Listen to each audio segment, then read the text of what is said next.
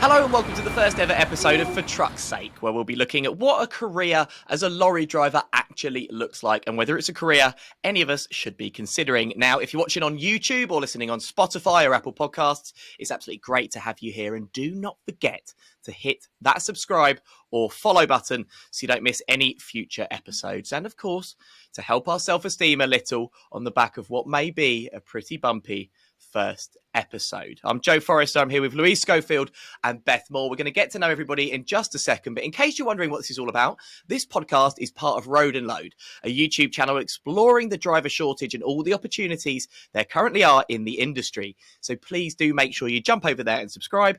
We'll be doing loads of different stuff, from how-tos to challenges to understanding the whole industry a little bit more, like what you can earn, how you can get involved, all of that kind of thing. Plus, there's a few fun challenges and surprises along the way. As I said, here with Beth and Louise. Beth, let's start with you. Please tell me you know more than I do about this stuff.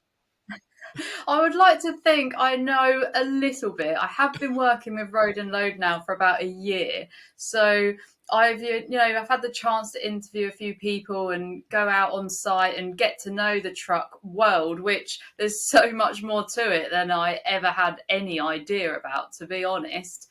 But there's so much information to learn. I mean, I'm definitely still a complete novice and newbie. I just have a little bit of information now. Louise, how prepared do you feel? Joe, I am with you. I do not have any knowledge, but I think that's going to be good because I'm excited to learn, I think there's going to be some fun ways we're going to pick up some new knowledge on this trucking life. And Beth, I think we're always going to kind of hop over to you when we need a few little cheeky facts. I think you've got the knowledge, but no, I'm really excited to start learning, I'm looking forward. Right, let's get to know everybody. So, Beth, I've got to start with you because I feel like the background behind you tells us quite a lot about you. So we can see a Harley Davidson sign, some samurai swords, just out of shot in the top corner. Are they nunchucks?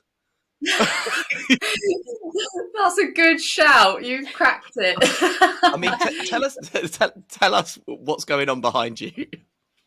So, I mean, the Harley thing speaks for itself. I'm a big Harley enthusiast. I ride Harley Davidsons, and it's something that in a way affects like my whole life. It's everything evolves around me and my motorbikes, and Harley is the core of that. So yeah, that's sort of the main thing with that, really. And then with the samurais, they're actually called katanas. So it's like the Japanese kind of style ones. I mean, these are just props. You'll be pleased to know these would not hurt you. I was going to say, is that legal? I mean, I believe it would be legal, but very expensive, which is why I've chosen these ones. But yeah, it sort of goes with my tattoos. All my tattoos are Japanese. I've got a full Japanese bodysuit. So Wow. that my whole house is covered in Japanese art because that's what I love. That's like my second thing that just completely speaks to me. And with the nunchucks, again, not using them as weapons at all. I got into doing a little bit of taekwondo, so I wanted to practice some moves with the nunchucks, and yeah, that just about sums it up, really. Wow. I mean, I'm looking forward to the Road and Load Christmas party, and just not someone we want to get on the wrong side of, given all the weapons. Watch this space. What is it about like Japanese culture that speaks to you in particular? I mean, it's such like a different thing to what we know here, especially in the UK. One thing I love about the Japanese culture is how respectful they are to one another and to, like their surroundings. I don't know if you've ever been to Japan before, but it's such a clean place that you don't see rubbish anywhere on the floor. People are just that respectful of their surroundings. They pick up their litter, they take it home with them, and also to one another. They are quite respectful and very helpful, and I just really like that side of things. And like we would just say thank you, but they say thank you in the little bow, and I love that. I just think it's a really nice way to give thanks, and I think it's just because it's so different to what we know here. I'm quite drawn to it. But yeah, it all started with the artwork. I just think it's so beautiful, and that's how I got into it, really. The only thing that I know kind of about like Japanese culture and that kind of like distinct development is I can't remember what the word is, but they had something called the closed door policy from the middle of the 17th. I told you I was a history nerd. Beth. Like from the middle of the 17th century to the start of the 20th century, where essentially no foreigners were allowed in and no Japanese people were allowed out, even to the extent that if you were building a ship, they had to have a mechanism built into the hull so you couldn't get into deep water away from the Japanese mainland. So if you sailed a certain distance from Japan, the hull would flood and the ship would sink to literally stop people leaving, which is kind of, I think, why more than anywhere on earth, it's developed this really distinct culture that feels so different to everywhere else. So, yeah, I think it's fascinating. And who knows, Road and Load podcast in Japan if things go well. Oh, that would be incredible. Yeah, I'd love to head back over there for sure. Yeah, it's such an interesting place. And even with the tattoos as well, like my suit originates from the Yakuza, which is the Japanese mafia. Like, obviously, I am not mafia at all. I just got to put that out there. You do have quite a lot of swords, though. So, I'm just saying. I'm not painting the best picture, am I? But yeah, again, it's like that kind of thing. It's only really, all these things are so exclusive to there, and that's why I find it so interesting. It really is its own place, which I think is super cool. And Louise, it would be quite hard to injure anybody with a bunch of sunflowers, I think. So it's slightly less intimidating. Yeah, look, I mean, we can try. No, yeah, it is. My background is not as not as intimidating, but yeah. But look, sunflowers, they pack a punch. They can pack a punch. Oh yeah, if somebody's got hay fever, then you're really going to lay them low. I'm your gal. Look, you tell me who it is, and I'll go. But you do a lot of gaming stuff, don't you? Do like you stream gaming and things like that, and sometimes things that are potentially quite dark, like the undead. I've built my Twitch channel and my gaming sort of streams around horror games, which, as someone who is quite scared of horror films, was a big mistake. But no, it's really good fun. I think the best thing about horror games is that you can be so fun with it. I mean, like, the reactions that you see on my streams are genuine fear,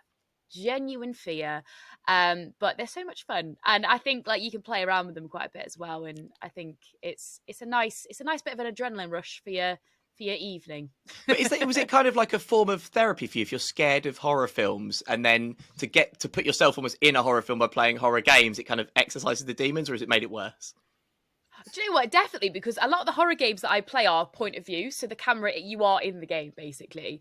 Not quite VR, because I think that might give me a little bit of a heart palpitation, but we'll stick with just playing them as is. But yeah, I definitely think so. I actually do think now, watching a horror film, I probably would be less sort of scared, because I'm like, well, I'm not playing it, I just gotta watch now, it's fine. So yeah, in a way, it probably has exercised my demons, if you pardon that pun. What's the best, if I'm only going to get one horror game, what horror game should I be getting?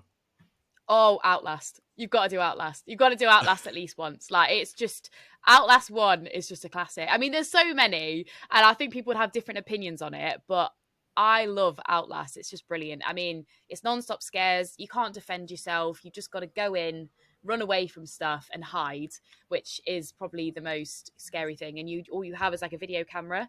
So you use that to see in the dark, and then you have to collect batteries along the way. Otherwise, you just can't see anything. So you're trying to outlast your pursuers? That's the one. There you go. Look at that. They've paid for themselves with that name, haven't they? That's really what it's at. Go outlast them. Sounds absolutely terrifying. It is. Yeah. It definitely is. Beth, do you ever play any games, or does this all just scare you? I would never ever play a horror game. That is one thing. I am not into horror at all. I'm a massive scaredy cat. So I grew up doing a bit of GTA, a bit of Call of Duty. I like the shooting games and that kind of fun, like going rogue stuff. But anything too scary, no, I'll be like going like this. I see where I'm going. Well, I've got to that stage in my life where I've realised that computer games are all just a bit fast and complicated for me. So I don't know what's happening. So it's like, I tried to play GTA 5, I think, which came out like 3 or 4 years ago. And I literally turned around and said to my girlfriend, why is it all happening so quickly? Leave me alone. Yeah, literally, I was just like, it's all a bit too much. I played The Witcher as well, and I couldn't pass the training levels.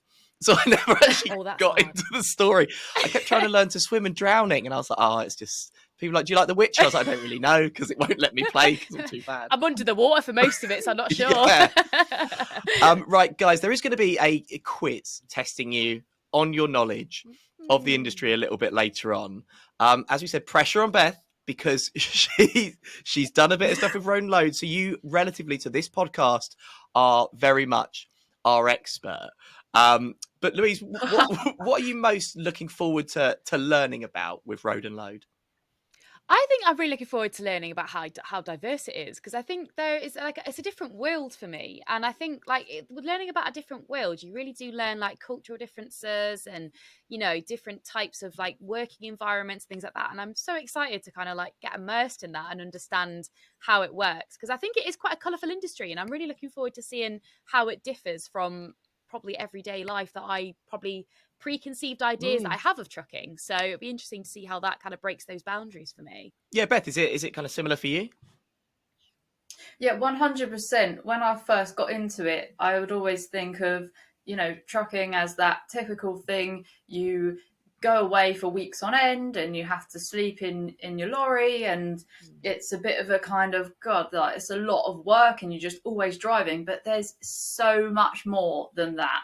That's just like one tiny little bit to do with it. There's so many different ways you can enter into this world that really it can fit anyone. There's a way that it could fit all kinds of lifestyles. So yeah, I think you guys are going to be super surprised of all the different options there are.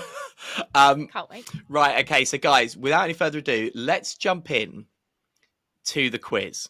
Now, full disclosure, I know the answer to the first question, but apart from that, I'm very much with you. So the way it's going to work is I'm going to get these questions up in a multiple choice. Each of them will go through, and as a team, we can work out what we think the answers are.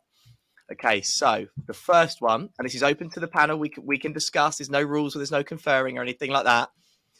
What is the national speed limit on a motorway for a lorry weighing over 7.5 tons? Is it 50 miles an hour? 55 miles. Louise's face, she's like, hang on, I think I know this. I'm ready. Yeah. 50 miles an hour, 55 miles per hour, 60 miles per hour, or 70 miles per hour. Louise, what are you thinking? I'm going to say, because I think you've got to go a little bit slower than the national average, I'm going to say 55. 55. 55. Okay, and Beth, how about you? Yeah, it's a tricky one. I mean, it's definitely, I know that it's not going to be more than 60. Well, I say that I know, imagine if it is now. Beth, you're the one that knows. I think it could be 50, to be fair. I'm going to go with 50. You think 50? Yeah. I mean, what are we saying? One of you thinks 50, one of you thinks 55. I know the answer. Oh. Not because I'm clever, because I saw it. Yeah, should be like, yeah, I know the answer because I know this. Yeah. Okay. What should we go for, Beth? I think it's definitely one of the 50s, but I don't know which one. Go 55 then. Let's go with that. Middle between. Okay. Are we saying 55? We're going to lock in 55. The answer is 60 miles per hour. No!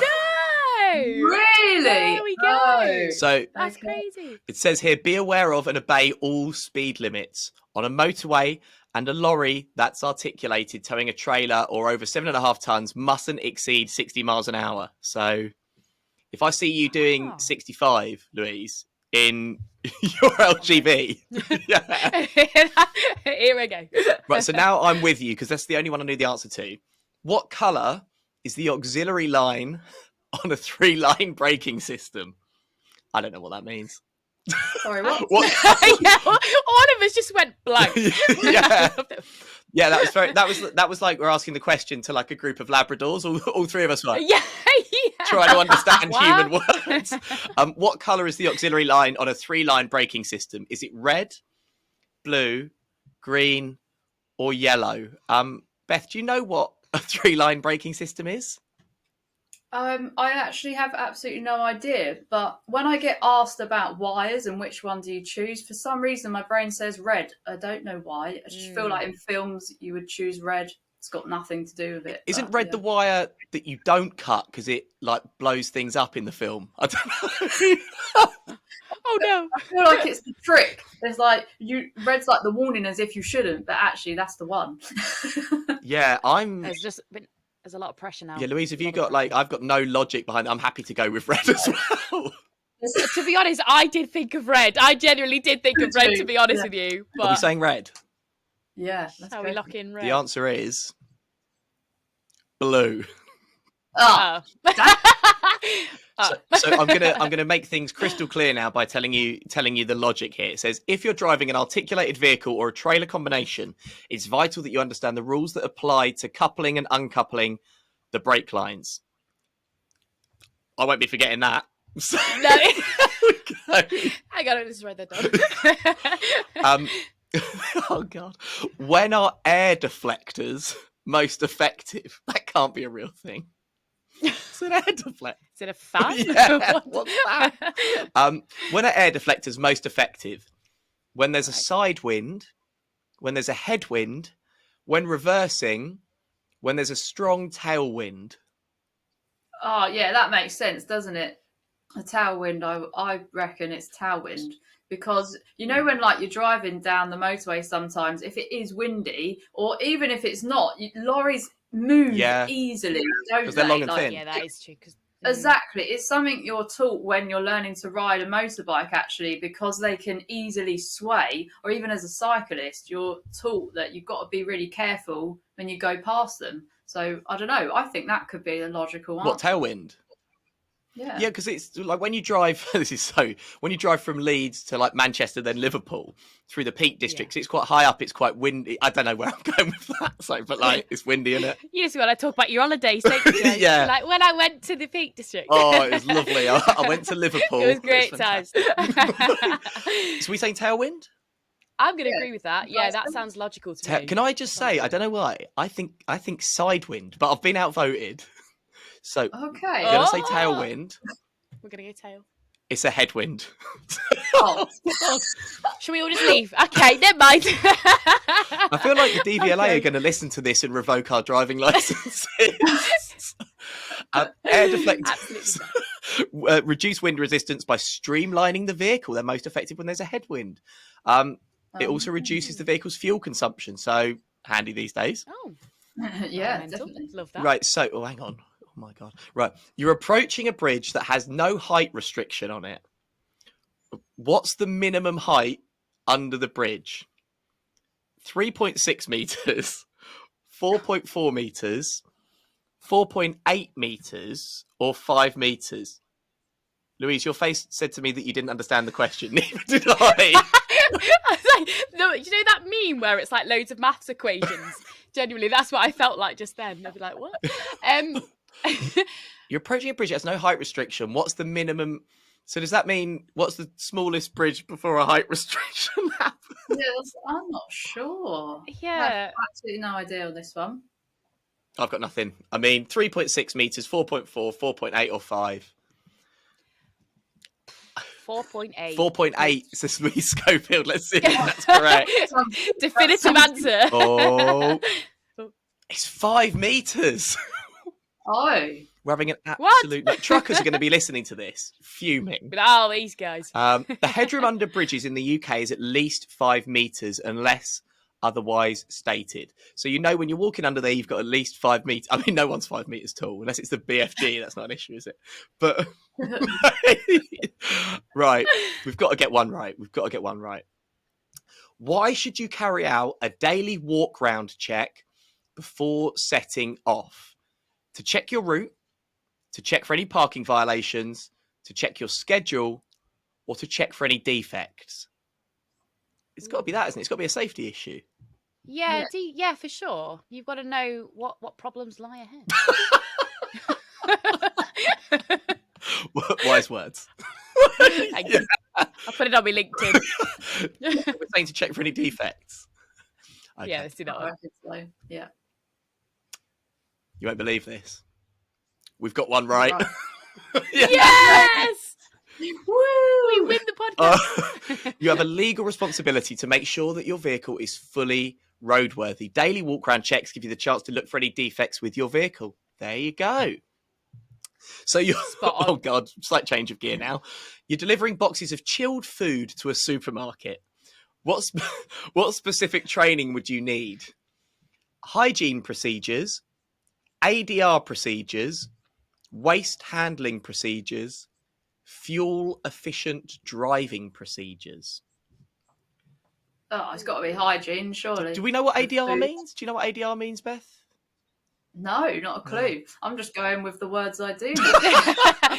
Me too, Beth. Me too. I got you. Hygiene. I'm happy to go with hygiene. Yeah, let's do it. Hygiene sounds plan. And we've got another one. Here we go. Hey! I didn't know that. Actually, I did that. I knew that was going to be right. Overconfident Confident. now. If anything. I like that. Yeah, I know this. Yeah. So chilled foods are transported at temperatures above freezing point. Drivers need to be trained in hygiene procedures and how to operate refrigeration units. What? Oh, here we go. Here we go, Beth. This should be you. Okay. Why do motorcyclists use dipped headlights in the daytime? Is it to make themselves more easily seen, to stop the battery overcharging, to improve their vision, to scare wildlife off the road? Oh, I hope it's not that. Okay. Get that hedgehog out of my way now. Yeah. Oh. Right, say those options again. Definitely not the last one. The poor little bunny rabbit hopping across the road. Yeah. To make themselves more easily seen, to stop the battery overcharging, to improve their vision, or to scare wildlife off the road. All right. Well, it's got to be to make yourself more visible, I'd say. Okay. Because that is like one thing when you're riding, you want to make yourself as known as possible, which is why my bike has super loud pipes on it, because you see me before you hear me before you see me. Sorry. Is that why? So- Is that why motorbikes are really loud? No, that's Oh. just an excuse to have really loud pipes.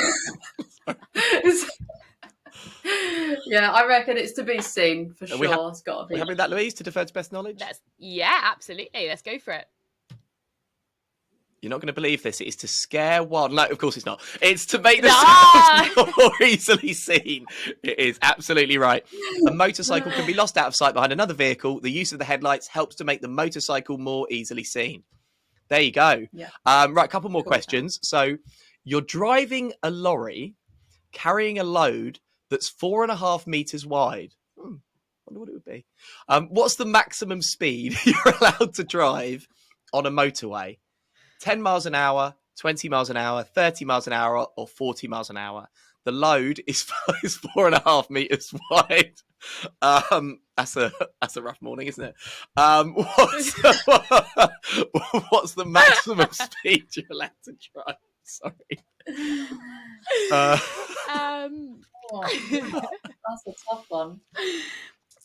10, 20, 30, 40. 40. I'd say, like, I don't know, maybe there's some kind of rule that it's like per meter you get is for the speed limit. Do you know what I mean? Yeah. I knew what you were getting at. Maybe 40. I don't know. Yes. That's a tough Can't be 10, can it? 10's like walking pace. It's definitely not 10. Yeah. No, Let's get rid of that one straight away. Louise, what do you reckon? Not 40? 10. Let's go 40. Yeah, I think there's logic to that. I feel like there's logic to it. I try. You got this, Beth. You got this. Astonishingly, the answer is 40. Well done, Beth. The speed limit imposed Yes. on vehicles carrying abnormal loads can be frustrating for other drivers, but you mustn't be tempted to exceed them. There you go. Good advice there all round. Well done, guys. So that's the end. We got 4 in the end. A much better second half, I feel, than a first half. Definitely. The first half was, I mean, let's just be honest, frankly embarrassing. You got the first one, Joe. I know you knew it, but you got it. Knew it. You knew it. As soon as I saw that answer, I knew it. You were like, yeah, that is. I already knew. Right now, there's another game that we're going to be playing every week. We're going to be testing ourselves, okay? And Beth, I don't know if it's going to be a surprise to you, but it was certainly a surprise to me to find out there's a driving simulator that you and I are yet to play but Louise has already played it. Ah, I know, Good stuff. sneaky. sneaky. So Louise, tell us about the driving simulator. How does it work, and how did you get on? So, I found a really nice one actually. So there's obviously, as driving simulators go, there's a lot of them. There's a lot of them. But I've gone for Truck Simulator Ultimate, okay? Because we want to go ultimate. Yeah. Look, at the end of the day, this podcast is about being an ultimate truck knowledge person, right?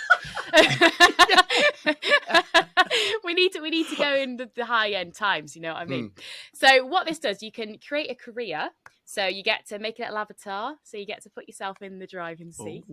You also get to make yourself have a little logo. You can choose the colour of the logo as well. Like, I've thought about all aspects. We've got to make it a nice all-round experience for us all, you know.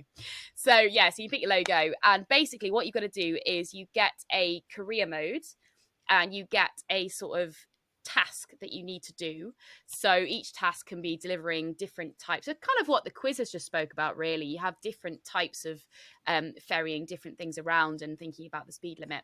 But what you've got to do, you've got to use your hands, and you've got to go on the accelerator to go, but you've also got to fix the wheel as well. So you've got it, but it's very heavy, so you've got to kind of give yourself a little bit of leeway there. So you've got to basically drive a truck via your phone, which, you know, I'm good at now. Yeah, how did you get on? Yes, ready. Do you know what? The first time I did crash into the fence, but but you know, look, that's practice makes perfect. So yeah, so it's good fun, and I think you guys are going to get on with it really well. But I think it'd be interesting to see if we kind of pick the same tasks and see how we get on time wise, how long it takes us, and see how your controlling skills are. But it is a heavy drive. I'm not gonna lie. I keep thinking about the old PlayStation 2 game Crazy Taxi. Do you remember this? Oh yes, It's not. yes, what a game! Do not drive quite like that. Yeah. Do not. That is a no-go. But yeah, no, I think you guys are gonna like it. So it's Truck Simulator Ultimate, because we're ultimately driving a truck. So yeah, so you have to go in the deep end. But yeah, so you guys, I want you guys to get that on your phones and give it a go, and we're going to come back at some point and see how we're getting on. Well, yeah, and some of these attempts are going to be put on YouTube, and obviously you guys listening at home or watching at home can have a go as well. Louis, going to put you on the spot. Who do you think is going to do better at Truck Driver Ultimate, me or Beth? Ooh. Do you know what? I feel like Beth's got good control, because I feel like Beth knows the industry a little bit. Do you know what I mean? So she's going to be like, oh, I'm going to take that corner a little bit better than maybe Joe's going to take the corner. You know? So it's all about tactics, I think. Maybe Beth. But, you know, look, Joe, you might be the superstar. You know, who knows? Do you know what? I'm not even offended. It took me 5 attempts to pass my driving test. So, so I've got no doubt I will definitely be the worst at this. Right. As I say, you can check out the attempts on YouTube, that kind of stuff. You can have a go yourself. It's Truck Driver Ultimate. We'll be battling against each other, and there are going to be more challenges as well. Right. Also, next week, we're going to be dipping into the weird, wonderful, wide world of social media when it comes to trucking. So do look forward to that. Thank you very much, Louise. No, very well. Thank you for having me. It's been good fun. Thank you very much, Beth. Thank you. Yeah, it's good fun. I enjoyed that. And we will see you next time on For Truck's Sake.